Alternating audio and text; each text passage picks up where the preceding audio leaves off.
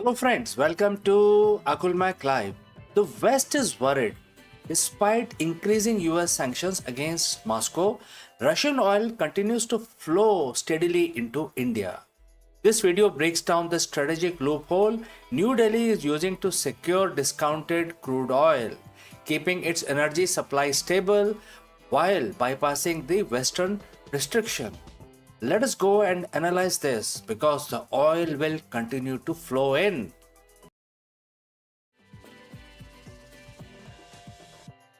Welcome everyone to a deep dive into one of the most contentious and complex geopolitical issue of our time. The surprising resilience of Russian oil exports, specifically its continued flow to India. Despite an unprecedented barrage of Western sanctions, this isn't just about oil, it's about shifting global power, the effectiveness of economic warfare, and the very real implications of the economic policies worldwide. To understand the loophole, we first need to grasp the enormity of the sanctions regime unleashed on Russia after its full-scale invasion of Ukraine in the February 2022.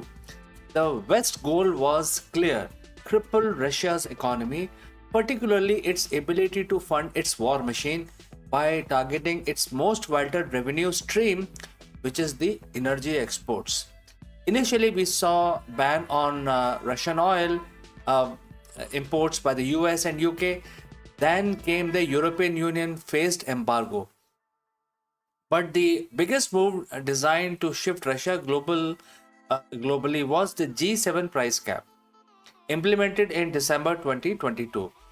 This cap aimed to restrict the price at which the Russian crude oil could be sold to third-party countries, third world war, third world. If it used Western services like shipping, insurance, or financing, the idea was to allow Russian oil to continue flowing, preventing a global supply shock. But a heavily discounted price, thereby slashing Moscow's profit. It was heralded as a sophisticated tool of economic coercions. Now let's pivot to India. As the world's most populous nation and rapidly growing economic powers, India's energy demands are colossal and ever increasing. India is highly dependent on the oil imports, typically sourcing over 85% of its crude from abroad. For decades, its primary suppliers were Middle East giants like Saudi Arabia and Iraq. When Russia invaded Ukraine, the Western buyers began shunning Russian oil. A unique opportunity arose for India. Suddenly, a vast supply of heavily discounted crude was available for a nation grappling with inflation, a massive energy bill, and a constant need to fuel its industrial growth. This was an offer too good to refuse. India's stance has consistently been driven by its national interest, securing affordable energy for its 1.4 billion people. This brings us to the loophole itself. It is not a single, easily identifiable crack in the sanctions armor, but rather a complex web of strategic maneuvers and market adaptations. Firstly, the most straightforward aspect is India simply ramped up its direct purchase of Russian crude oil at deeply discounted prices. Russian Urals crude, historically trading at a premium, was suddenly selling at a significant discount compared to the international benchmarks like the Brent. Indian refiners, both state-owned and private, seized this opportunity, increasing their intake of Russian oil from a merely 0.2% of the total imports before the war to over 40% by mid 2023. But how did they do this without running a fuel of G7 price cap? This is where the intricacies begin. The G7 price cap specifically targets Russian oil if it uses the Western shipping insurance or the financial services. This means if a tanker is owned by a Greek company, insured by a London firm, or financed by a European bank, it must adhere to the price cap. The loophole here is Russia and its allies' development of a parallel ecosystem. Russia has built a shadow fleet of older, often less transparently owned tankers. These vessels operate outside Western jurisdictions, often registered in non G7 countries, and are insured by non Western providers, frequently based in Russia, China, or the Middle East. This allows Russian oils to be transported without needing to comply to the price cap. Furthermore, Indian buyers are largely sourcing this oil as delivered at port basis, meaning Russia is responsible for shipping and insurance until reaches the product reaches Indian shores. This minimizes India's direct exposure to Western sanctions enforcement. This is perhaps the most concerning aspect for the West. Refining and re export of Russian origin crude is definitely being done by India. Once Russian crude arrives in India, it is blended and processed by Indian refineries. Under international trade rules, when crude oil is refined into a new product like diesel, gasoline, or jet fuel, its country of origin changes to where it was last substantially transformed. In this case, it would be India. This means that refined products which effectively originated from Russian crude are legally considered Indian products. And here is the kicker: many of these refined products are then sold in the international market, including to European countries that have banned direct imports of Russian crude. Major Indian refineries have reportedly ramped up their exports of refined fuels to Europe and the US, filling the void left by the absence of Russian refined products. Essentially, Russian oil via India is finding its way back into the Western market in a transformed state. This has led to accusation that India is effectively laundering Russian oil for Europe. Another critical component of this workaround involves the payment. To circumvent the Western financial sanctions, both Russia and India have been actively exploring implementing alternative payment mechanisms, moving away from the US dollars. They have been using a mix of Indian rupee, Russian ruble, and even third country currency like the UAE dirhams or Chinese yuan. This pivot away from dollar dominated trade not only reduce vulnerability to Western financial sanctions but also align with a broader long term goal for both nations: de-dollarization and the strengthening of multipolar global financial system. India in particularly has encouraged its bank to set up a Vostro account with Russian banks to facilitate trade in local currencies. So why is this loophole causing such a significant worry in the Washington and European capitals? The reasons are multifaceted and profound. Firstly, it undermines the very purpose of this sanction. If the Russia continues to sell its oil at a discount and maintain substantial revenue, the economic pressure designed to, you know, spoil its war effort is significantly blunted.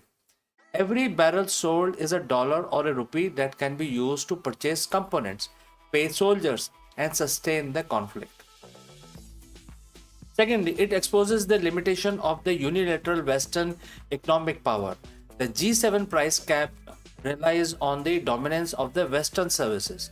The emergence of robust parallel market, facilitated by countries like India, demonstrates that a significant portion of the global economy is unwilling or unable to fully align with Western sanctions. This challenge the long-held assumption of the Western financial hegemony. Thirdly, it creates a political friction. Western leaders have voiced their concerns to India, urging them to reduce their reliance on Russian oil. They see India as indirectly supporting Russia's war. However, India maintains its sovereign right to purchase energy from wherever it sees fit, especially when it benefits its national economy. This divergence creates a wedge within the broader effort to present a united front against Russia. India's position is not naive. It's a carefully calculated balancing act.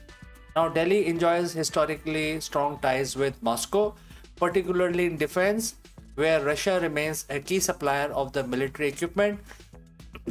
Simultaneously, India is strengthening its strategic partnership with West, particularly the United States, as part of its Quad alliance effort to counter China in the Indo-Pacific. When pressed by Western officials, Indian External Affairs Minister uh, famously retorted that the Europe buys more Russian energy in an afternoon than India does in a month, highlighting the perceived hypocrisy. India asserts that its purchases are a fraction of what Europe traditionally bought, and it is simply buying what is best for its citizens at a time of the global economic volatility. For India, it's a matter of energy security, economic stability, and asserting its strategic autonomy on the global stage. It refuses to be dictated to be any single power bloc, preferring to maintain diverse partnerships. So, what can the West do now? Options are limited and fraught with potential risk. One approach is to tighten the enforcement of the existing sanctions. This could mean more aggressive tracking of the shadow fleet, increased scrutiny of non Western insurers, and targeting specific entities or individuals involved in circumventing the price cap. However, this is incredibly complex and resource intensive. Another more drastic measure would be to impose secondary sanctions on entities or countries like India that continues to trade with sanctioned Russian entities. This is a powerful tool but comes with significant diplomatic and economic cost. Sanctioning India, a crucial partner in the Indo Pacific and democratic ally, would be a major geopolitical misstep, potentially pushing New Delhi closer to Beijing and Moscow. The West is effectively caught between a rock and a hard place. Allow the loophole to persist, weakening the sanctions regime, or escalate, risking a broader global economic disruption and alienating key allies. The current strategy seems to be one of the persistent diplomatic pressure and selective targeted enforcement rather than broad secondary sanctions. The big question is, how sustainable is this loophole? On one hand, Russia needs buyer and India needs affordable energy.